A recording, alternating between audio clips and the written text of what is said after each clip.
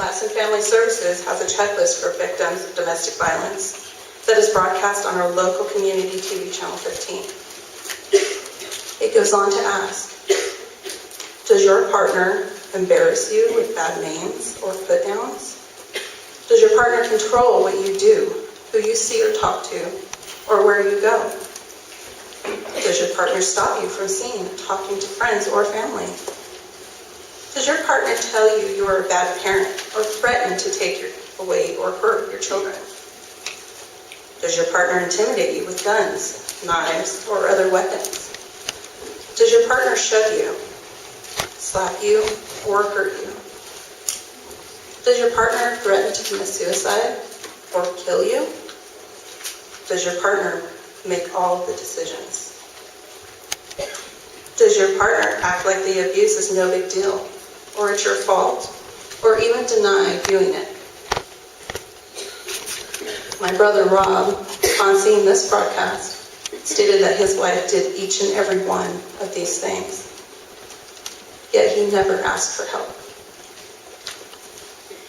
Now, I have also previously been in a relationship where many of these happenings were a constant cycle of events.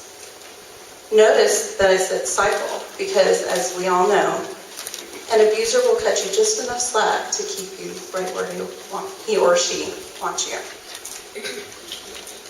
But keep in mind, Lassen Family Services offers the crisis line, an anonymous service that is available 24/7, as well as monthly support groups for victims of domestic violence.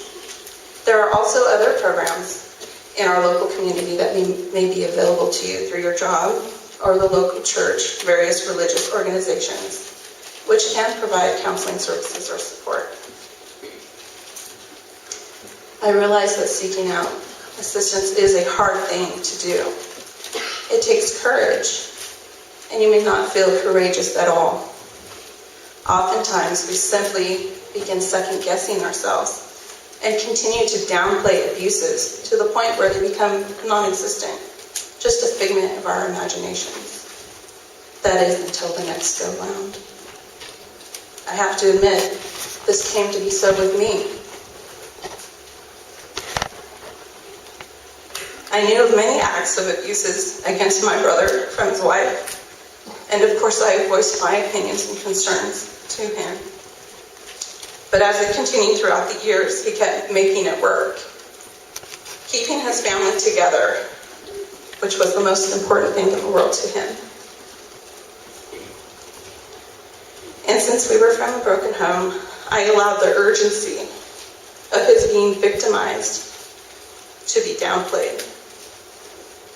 And it came to the point where I could only understand and even respect his decision. But what if? What if I had insisted on just showing up at his house with my truck to load him up and move him out when he called me? Rob had called me saying that things weren't working out, that he had begun packing. But Robbie Jr. came into his room and saw his dad packing his things to leave and began to cry. Rob immediately unpacked, consoled little Robbie, and stayed with his family. That was 3 weeks before his murder. What if? I can assure you, this is a question asked by many of Rob's family, friends. What if? As many of us were aware of the trials and tribulations Rob had faced, because he did speak of them. But that was not enough. Don't let there be any what-ifs. If not for yourself, for the members of your family who would be devastated by the loss of you. You are worth it to them. Your family, your friends. Make it worth it for you. We all have value. We all are deserving of love and respect. I would like to quote from the heartfelt speech given by Susanville Police Chief Tom Downing earlier this month at the Lassen Family Services Wreath Celebration dedication ceremony for fallen officers who were victims of domestic violence. I encourage you, I implore you, I ask all of you here today to join us all in speaking out against domestic violence in our community.